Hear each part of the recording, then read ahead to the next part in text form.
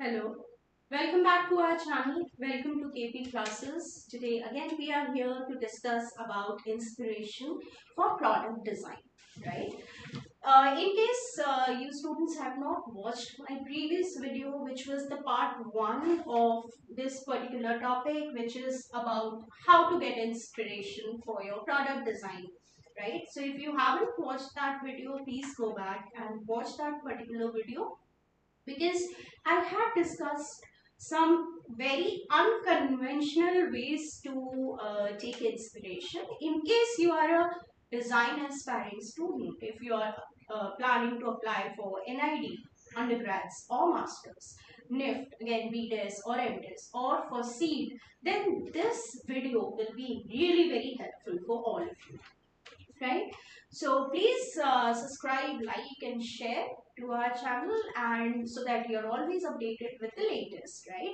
And it also keeps us motivated to work more, to come up with different ideas and different approach for doing a particular design, right? So right now, approach is the most important thing. We have to have our own individual approach to come up with amazing design, unique design, different looking designs, right? So let's get started, guys. So today's topic is how to start looking for inspiration everywhere, right?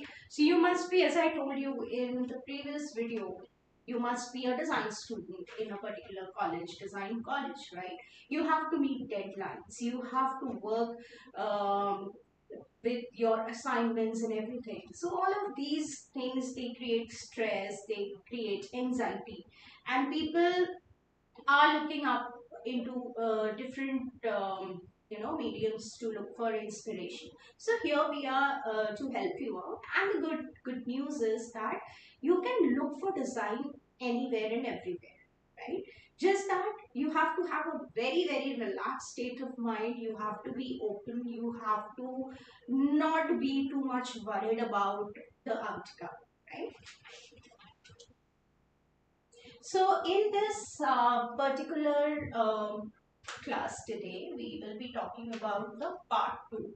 Okay, the part 2 of design inspiration and what goes into your projects, deadlines, etc. Okay, so in this video, we will cover various techniques around how to get inspiration from various sources and how to apply them to your own design work, right? The key is always remember borrowing from different sources. In my previous class, I had talked about how we can borrow inspiration from movies, from cinematography, from various gestures, okay? Gesture of human body, gesture of animal, the way they are, how can it inspire us to come up with certain design ideas or forms or products. So continuing to that, in today's particular class also, we will be talking about unconventional way of looking at inspiration. So let's look at this slide first. What it says, I have written, design process involves three distinct phases. If you are a design student, if you are preparing for any of the examination, please remember that these three process or phases are extremely important. Okay? So the first one is definitely inspiration. Now, if you are a student who's also in class 12 and also looking at preparing for their design entrance exam, one very important tip I want to give you is, from now onwards, start focusing on your inspiration. Start focusing on things that you like. Okay, don't think about the outcome. Don't think that, okay, I have to draw or I have to design a vehicle. But just look at the inspiration, that in case if you have to draw a vehicle or design a vehicle, what the look should be like, what should be its form. Okay, so you keep that in mind and think about taking different inspiration or looking around what you like. Okay, so design process involves taking inspiration. Then I have written a word over here which is divergent. right? Divergent means your divergent thought process. At this point of time, when you're getting inspired, okay, you can get inspired by a cactus, a caterpillar, or maybe a leaf, or maybe a camera, right? It can be anything. I just randomly said that certain things could inspire you. So please remember, over here you are going through a divergent thought process, right? What does divergent means? Divergent itself means that you are looking at different areas, divergent areas, diverse areas. Okay, so don't hold yourself back when you are looking for inspiration. Also, don't just look for direct inspiration. Don't only rely on your Google and just Google, okay, inspiration for cars. No, don't do that. Okay, the best approach is to look at other things. Look at what is happening in nature, or what is happening with the animal kingdom. Maybe you will find some sort of inspiration over there, and that particular inspiration or idea would be something really unique. Okay, so, and one more thing, look at things differently. Keep a design diary ready with you. Always keep jotting down things. If you are traveling somewhere, because I feel travel is a very, very great way of getting inspired. If you are traveling, if you are looking at something interesting, either click a picture of it or maybe write it down or sketch. Okay, so this brings us to one more important thing, which is sketching. I always stress on sketching every day, right? Why do I keep talking about sketching every day, practicing every day? We'll just see it in the slides which will be following. So after Divergent, you're thinking about inspiration, you're thinking about various ideas, you're doing your sketches and everything, then you come up with the ideation, right? We are not really talking about the ideation part over here because our main focus should be inspiration. But just to give you a gist of it, ideation and then your convergent thought process gets into the whole scene, and implementation. Again, convergent thought process is where you converge your ideas, where you are joining the dots, right? We will be talking about this particular part later on in our upcoming videos, but right now let's just focus over here, right? So I hope the design aspiring students, they are making a note of it. These particular information will be extremely useful for all of you from your examination point of view as well, and also if you are a design student and you are in a particular college, of course, from that point of view also this particular video will be extremely important. Okay, now um, I have an image over here on my screen, right? So we'll talk about this as well. So first of all, I want to discuss about something called design blockage, right? So you have a deadline, you have an assignment, you have a project in front of you, but it is possible that you are not getting enough ideas, right? So that particular state is called design blockage. And most of the students, they face it. They come to me, they ask, okay, I'm having some sort of design blockage. I'm not able to think. I'm not able to ideate. I'm not able to get inspired. What should I do? The idea is relax. Okay, relax and start exploring different mediums. So here I'm talking about explore the paper composition unfolding.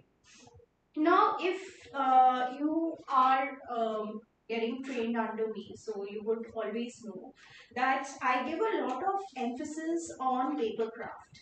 Okay, so when we are doing any sort of paper craft, we are exploring paper, we are doing certain abstract, random composition using paper. It is not just a crafty thing, and it is not just making something interesting or beautiful. It is about looking at it and getting inspired and looking at the form. So my first technique is, in case you're not getting too much of ideas, okay, so this particular project has been done by a particular designer where he was supposed to come up with bike handle ideas. Okay, so of course, bike handles and paper doesn't really gel well, right? They are poles apart. But we'll see how this particular designer developed certain designs. So in case, so it could be anything. It could be a bike handle, as it is in this particular case. It could be headphone, earbud, bag, right? It can be a furniture piece. It could be a lighting lampshade or a lighting item. It could be anything in terms of a product. So one of the things is that you can pick up some rough sheets and you can start folding them. Okay, do a paper folding. Now you don't really need any specific skill to do it, because I'm just folding it very randomly, right? And I had used a rough sheet, so you don't even waste paper. So you do certain paper foldings in a very, very random manner. Okay.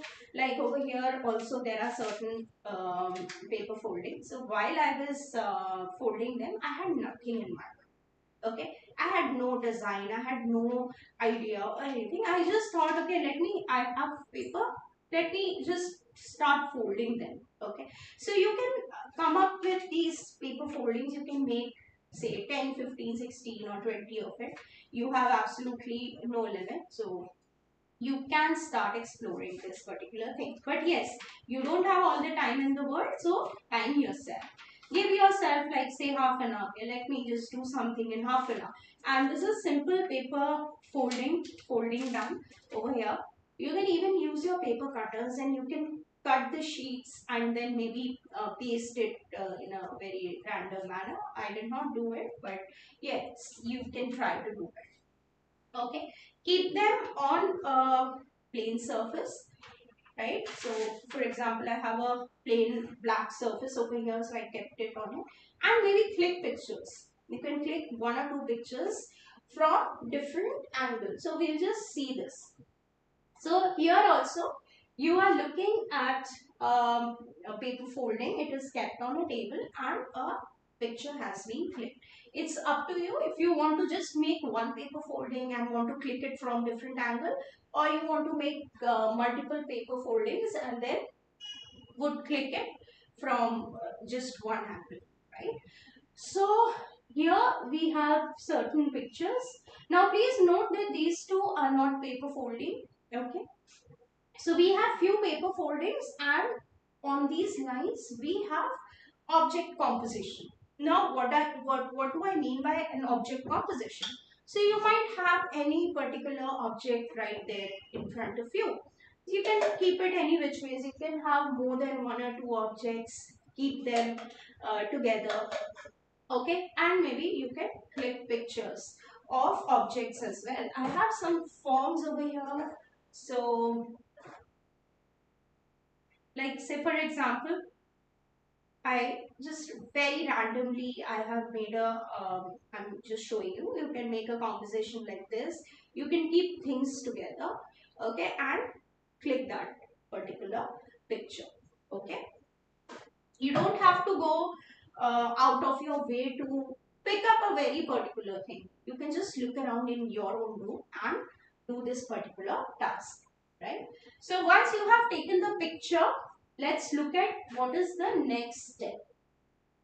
Next step is to lower the opacity.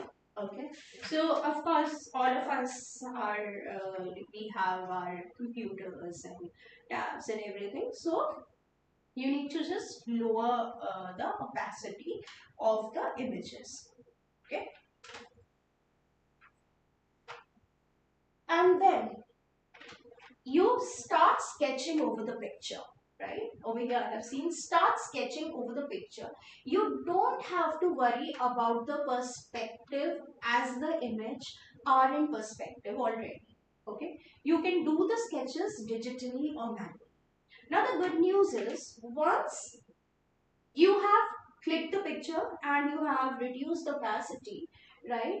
Anybody who are not able to imagine certain forms or shapes or perspective, for them it's a very good exercise, right? Because right now you are not really worrying about the form. You already have certain forms and certain lines over here. You're not really worrying about the perspective. Why? Because they have been clicked in perspective only, right? They are in a particular perspective, or right? So you don't really have to think about too much about the technicalities. Okay, so once this thing is done, again, you can sketch over it digitally or manually as well. If you are doing it manually, then reduce the opacity, take a printout of it. Okay, take a printout of it and keep the printouts right there in front of you. And you can, in case you are not reducing the opacity and you are taking the printouts as is, you can do that as well. You can take a gateway sheet. I don't have a gateway sheet handy around here with me, but most of you design students know what's a gateway sheet. It's a semi-transparent sheet. You can keep it on top of the image, and you would any which ways get a very faded, I mean, picture. It will almost look as if you have reduced the opacity. And you take a pen or a pencil and start tracing the lines that you want, right? So while you are sketching these, again, don't think about the outcome, right? The idea is that you're not thinking about the outcome. Whether you're making a utensil, whether you are sketching speaker or a bicycle or a bike handle, right? Or whether you are making earbuds or any lighting equipments or a car or something, don't really think about the outcome. Just go on sketching the lines. Now, what happens is whenever you have a particular object in your mind, say for example, you want to design a chair or a furniture or a car or a bike handle, your eyes will automatically start filtering certain things, right? You start seeing certain ideas into this particular image itself. Your mind would say, okay, this part could be um, of a lampshade, or it can be a furniture. So always remember that whatever you want, your eyes, because you all are sharp people, right? That's why you are getting into design. So your eyes and your mind starts focusing on certain things that you really want. But you have to do this process. This is the power of sketching. This is the power of visualization and ideation. A lot of students, when they come up to me that we are not able to imagine and draw. Of course, it is possible. You cannot just draw things out of blues if you haven't practiced it enough. So this is a good way to practice. And I'm sure if you do these kind of exercises, it will really benefit to you in case you are appearing for these examinations. Right? So again, the next step is, first was paper folding. You can even crumble the paper. Why just fold it? Paper is extremely versatile. You can crumble them, crush them, right? So explore. I just touched one of the aspects. You all can touch even many more aspects. Okay, and but sketch them, right? Sketching is an important part of this particular exercise. Now over here you can see that certain pictures have been taken. A composition has been made, and you can go around in your house and pick up certain things and make compositions out of it, like I showed you. Like I showed you in this particular case. Okay. So you can go on clicking, but you have to make a composition. Like, just don't use one object. Keep 2-3 objects together. Maybe you can add a pencil on top of it, or you can keep a bottle behind it, right? So accordingly, you make a composition. Take pictures of random things around the house. Again, you repeat the same process. Okay, reduce the opacity of it and sketch over it. So here you can see these are some basic stationery items. They have been kept and zoomed in. right? You reduce the opacity, you start drawing over these outlines, right? You pick up a, I mean, if you are doing it digitally or you are doing it on paper, take a printout and take a gateway sheet, keep a gateway sheet, then what happens is your main image doesn't get ruined. Okay, so for example, if you have taken this particular image on an A4 sheet, take the gateway sheet on top of it and start sketching it from I mean different angles and all, so your main image does not get ruined and you can always reuse it again and again, right? So here you can see that the particular form has been converted into a sketch, right? So convert the picture into a sketch and then see what is the outcome and what you're getting out of it, right? So this technique helps us to look at things differently, right? It is one of the most simple way to look at things differently. Also, another important aspect is when you're getting inspiration, when you're taking inspiration and doing your sketching, please pausing in between is very important. What do I mean by pausing? Just don't go on sketching. Say for example, half an hour you have sketched. Give yourself some time. Give yourself a break. Okay, maybe a minute or two, and start looking at your work from a distance. Step away from your work. Okay, step away from your work and start looking at it from a distance. Now, this particular trick was taught to me in my design school, right? So when we used to work on concepts, on graphics, and we used to do everything on by hand. So one of our faculties, she used to always, stop, you have been too close to your work and just burying your face into the sheet and going on sketching and everything. Give yourself a break, look at it from a distance. When you look at it from a distance, you blur your vision a little bit, you squint your eyes, then you would see something else.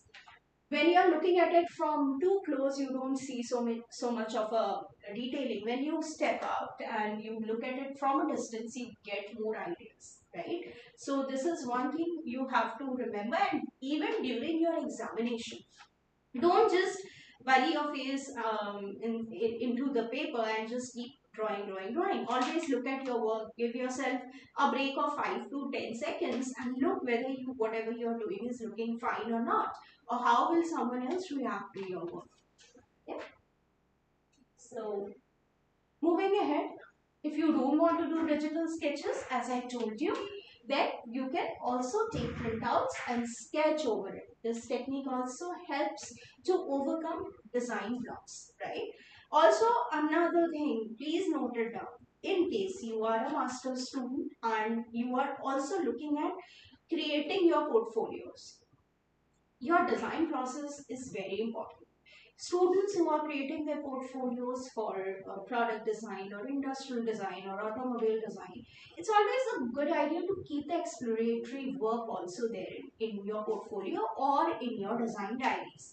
Because you might have to explain to your examiners or to the panelists that how you reached a certain design.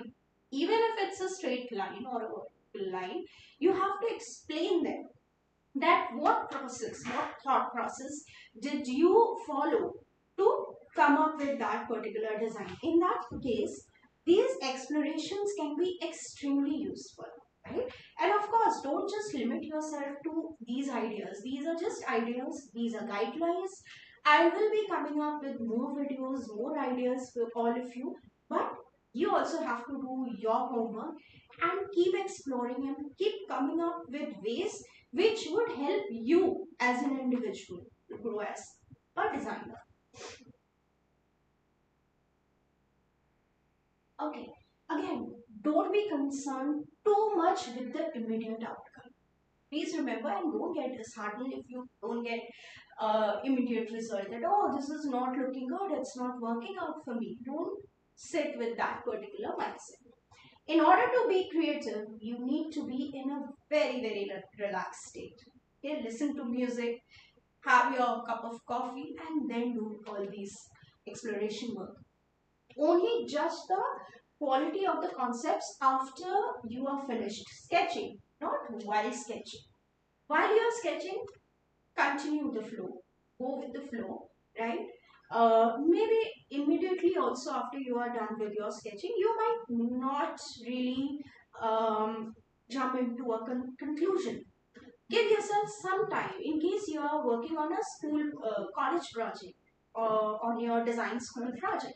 Then you, of course, you have a deadline. You can give yourself some time, but this practice has to be done consistently for design aspiring students, because on your examination day, you have to be very quick. You would have to complete one question within say 10 or 15 minutes. So this process should always be there as a homework. It should be there in your mind. And if you have to pick up something important from your exploration, you should be able to do that on your examination day, right? And that's only possible if you have practiced it. Now, continuing with our whole idea of looking at inspiration around us. So you can even pick up, like in the last in the last technique, we had picked up paper folding. We created some paper foldings or compositions. If you don't want to follow that approach, you can simply pick up any particular product. It could, now I have just randomly put image over here. It can be a flower, it can be a photograph of an insect, it can be a leaf or a vegetable or a fruit. Okay, so what you have to think is, think about, can the surface be your inspiration, right? For example, if you are looking at custard apple, because I'm taking the example of custard apple because I created something interesting which was inspired by that particular surface.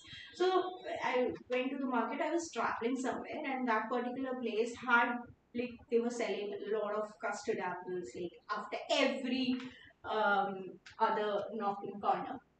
So I got certain inspiration and started sketching, and I reached a particular uh, phase where I mean, came up with some concepts. I would share it with you in maybe in my next class. I don't have it right now.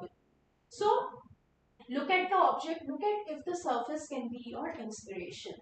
If the color can be your inspiration, size, form, graphic identity or the graphic language, right? Texture, size, all of these things, or its attribute. Everything has an attribute, right? It could be attributes are certain intangible aspects as well. Like if I look at, say, an animal like a cat. So one attribute is they definitely have a physical attribute which could be your surface, texture, color, size, form, graphic, all of these. Graphic, yeah, the pattern on the skin of a cat. It can be a domestic cat, it can be a wild cat, right? And there can be certain attributes as well. Now, what are those attributes? Uh, the attributes, the intangible attributes I'm talking about are, say, for example, cats are very sharp, okay? They might be lazy, right? So they can be lazy, they can be sharp, they are amazing hunters, they are predators, right? So these attributes can also be picked up in your product.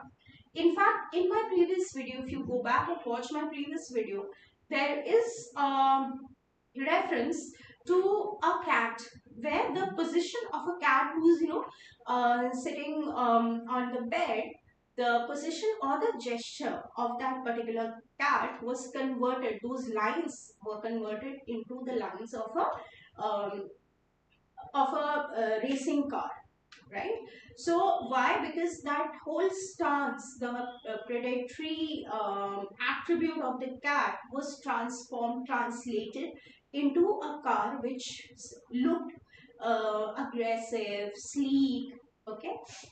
So accordingly, think about these points as well, okay? Write them down. I have a example for you guys which I worked on very quickly. So I personally, I have been repeating this a lot of time that I love nature, I love flowers and plants and leaves and everything. So a lot of my personal work when I'm working on my own collection or the products that I have to launch, I have they are heavily inspired by nature, right? Now it can be a direct inspiration. Again, it can be an inspiration in the form of just lines or textures. Excuse me. So, if you are looking for something specific, then you will see this in other things as well. I'm very sorry for the typo. So, what I mean to say is that if you are looking for something specific, as I had mentioned it earlier, then you will see those things. Your eyes will have a filter, and your mind and your eyes will go straight away looking for it wherever you are trying to find inspiration. Okay, let's look at it. So, as I told you, I'm heavily inspired by florals and flowers and everything. So, one of my inspiration was this particular flower. So, this I was working on a quick assignment with certain design graduates. Okay, so this could be one of the images, and quickly converting them into a particular stylized image. Now I have written converting your inspiration into line drawing or deriving shapes out of it. Now what do I mean by that? If you are looking at a flower, say for example, flower or a tree or a butterfly or an insect, so you can start sketching, stylizing them. You can convert them into a line drawing, very basic lines. Okay, you can just imagine the outlines, how it is going, right? You can convert it into a line drawing, or you can derive shapes out of it. Shapes are 2D, lines are more like a movement in a space. So here we are looking at the shape, where a specific 2D shape has been derived or it has been stylized in a particular manner, right? In the next step, so I'll tell you my thought process. So in NIFT, NIFT Delhi, you have an amphitheater. And wherever we are going, like I keep going to India Habitat Center a lot, and I sit in the amphitheater for maybe some program or book reading or something. So I always am very fascinated with this open theater thing, right? Amphitheaters and all. So what came to my mind was, and also the amphitheaters have a certain form, have a certain line, they follow certain lines. So my whole idea was when I looked at it, what if these are the seating arrangements or the steps? If we convert it into a form, right? Because it is focusing, everything is focusing in the middle. It is a very radial sort of a design. This is also kind of radial because your focus goes inside, right? So what happens in an amphitheater? You are actually focusing on the center point where you have the pedestal for the performers or the stage, right? So what if we elevate them, we convert them into forms and they become the seating arrangement, and you, so something like this, very very randomly sketched, but what if those placement could be worked out? What if it could be benches in a particular park, or it could be a seating arrangement for an amphitheater or an open theater where people are performing in the middle and everybody is sitting around, okay, watching the performance or watching the play or listening to some poetries, etc.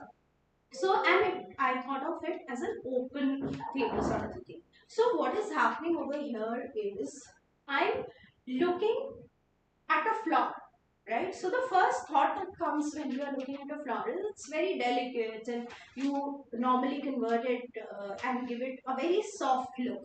Okay, you convert it into prints for garment or graphic for certain say greeting cards and everything.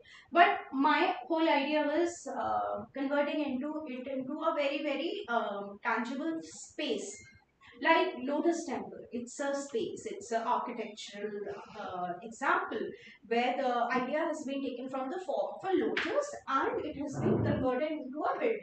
So while looking at these ideas, so why not convert it into an space or a seating arrangement of a park or an amphitheater. So this is how you have to come up with certain ideas. This is how you have to come up you have to follow that process. And always remember that when you look at your inspiration or ideas from diverse sources, you come up with unique ideas. You come up with your own original approach, right? Originality is the key. In case you're preparing for design examination and you're preparing your portfolios and all, please remember that students who are very honest with these design approach, design thinking approach, and who come up with original ideas are the one who succeed to get into a particular college, and even later on also in your life. When you're working, when you're already an established designer or you are in the design school, these tricks would really be helpful for you, right? So this was all for today, and I hope this particular class was useful for you. And please go back and also watch the part 1. I will be coming up with part 3 as well, where I come up with more ideas and more ways for you all to get inspired and start your design process work. Thank you so much, guys, and do share and subscribe to this particular channel. Keep yourself updated and all the best for your design entrance exam preparation. Thank you.